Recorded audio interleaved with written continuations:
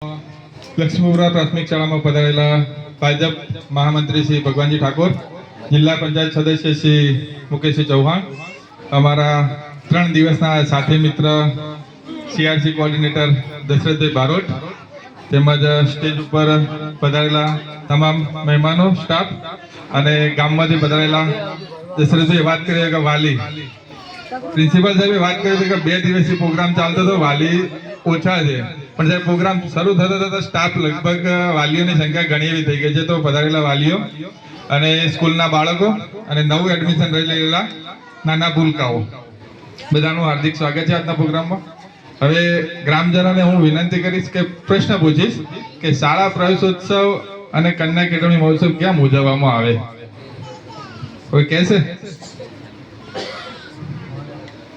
કોઈ પરીક્ષા નથી હો, જે આવે કહી શકો.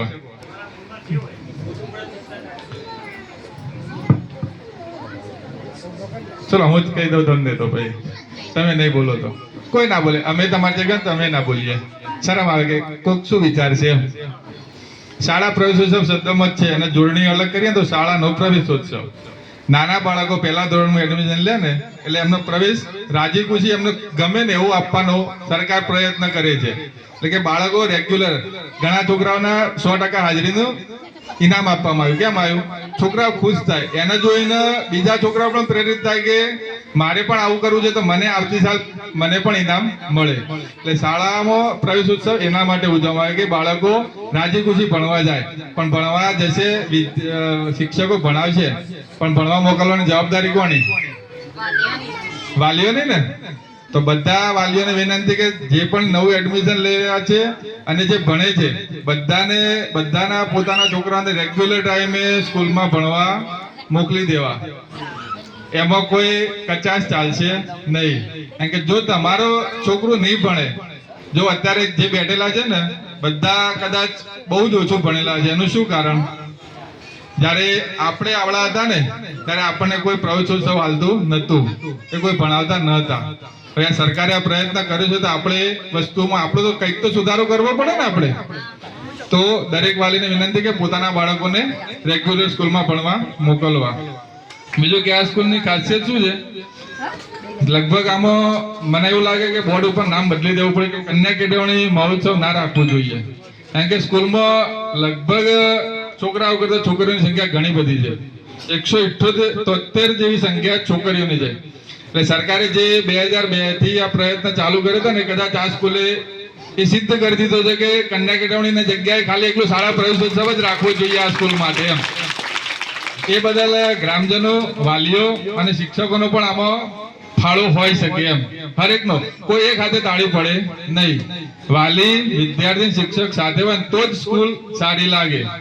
એટલે બધાને વિનંતી, અને જે એડમિશન રહેલા છે, નવું એડમિશન પ્રવેશોત્સવ, બધા બાળકો ખૂબ આગળ વધે અને ઉત્તરોત્તર પ્રગતિ કરે તેવી ભગવાનને પ્રાર્થના.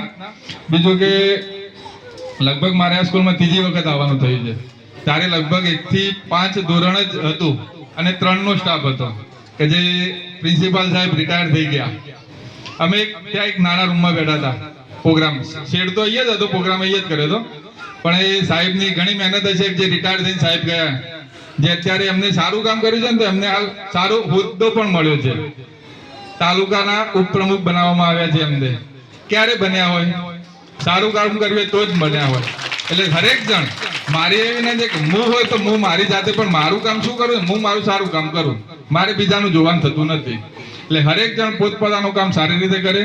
અને સાહેબને, દશરથભાઈ સાહેબને મેં આવતા જ વાત કરી હતી કે મેં સાહેબ સ્કૂલ તો રેડી બની છે પણ સ્ટાફ પણ આટલો છે. મારે વિનંતી સાહેબને પૂછવું છે પ્રિન્સિપલ કે સ્ટાફ આ યુનિફોર્મ રેગ્યુલર પહેરે? પ્રોગ્રામમાં કઈ વાંધો નહીં, પ્રોગ્રામમાં પણ આવતા અધિકારીને પણ સારું લાગે. આ એક યુનિક કોડ કહેવાય. અને હું એવું તમને અનુકૂળ હોય ને તો રેગ્યુલર પહેરો ને તો આની અસર બાળકો પર સારી પડે. બરોબર? તો બને એમ કોઈ તો એક દિવસ નક્કી કરો તમે એમ, અઠવાડિયામાં એક દિવસ નક્કી કરો કે આ દિવસે આપણે યુનિફોર્મમાં આવવાનું.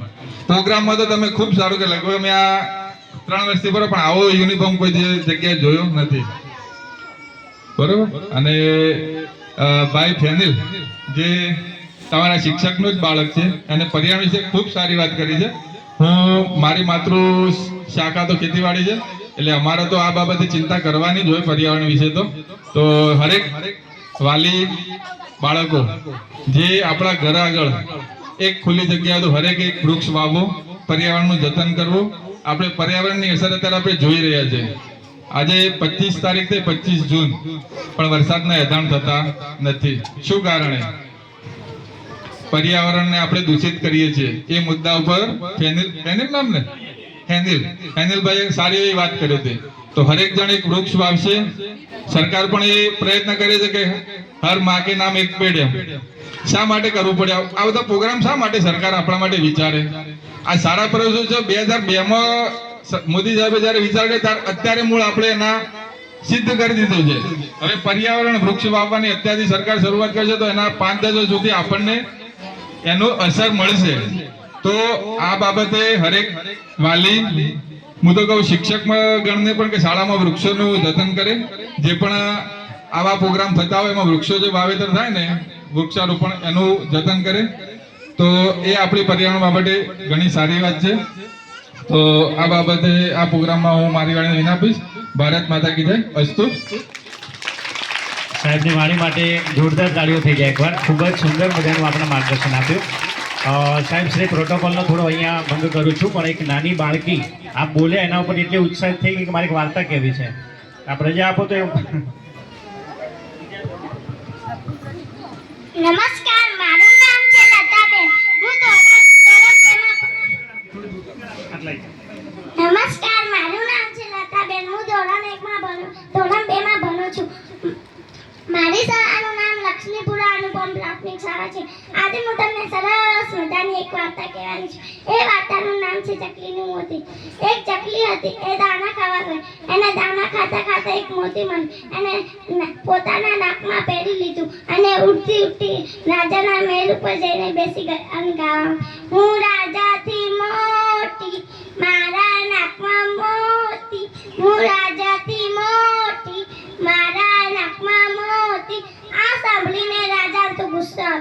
રાજાએ રાજાના સૈનિકોને કીધું, આ ચકલીનું મોતી છીનવી લો. રાજાના સૈનિકોએ ચકલીનું મોતી છીનવી લીધું. ચકલી તો ફેર કાઢી. રાજા તો ભિખારી, મારું મોતી છીનવી લીધું. રાજા તો ભિખારી, મારું મોતી છીનવી લીધું. આ સાંભળીને રાજાને તો શરમ આવી.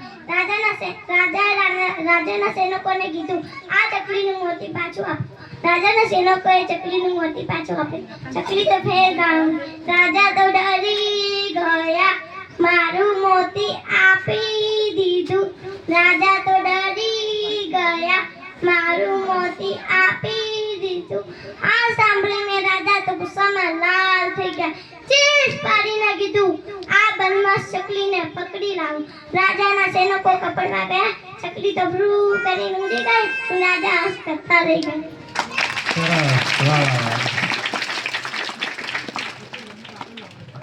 જિલ્લા કક્ષાએ એનો નંબર આવેલો છે. હા, વાર્તા સ્પર્ધામાં નંબર આવ્યો છે. હા, સાહેબ પણ ખુશ થઈ ગયા છે. બાળકને ઇનામ આપી રહ્યા છે. તાળીઓ પાડીએ આપણે. શોભાભાઈ આવ્યા છે, એમનું પણ સ્વાગત છે. હવે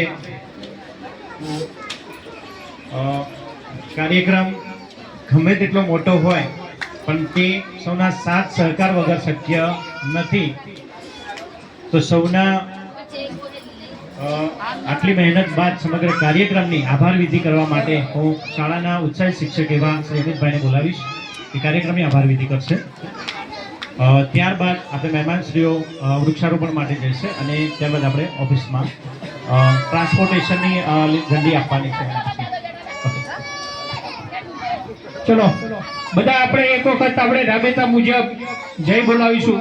બોલો ભારત માતા કી, ભારત માતા કી. સરસ. તો આપણા ગુજરાત રાજ્ય સરકાર દ્વારા જે 2003 થી પ્રવેશ કાર્યક્રમની ઉજવણી કરવામાં આવી રહી છે એની આ 24મું વર્ષ છે, બરાબર?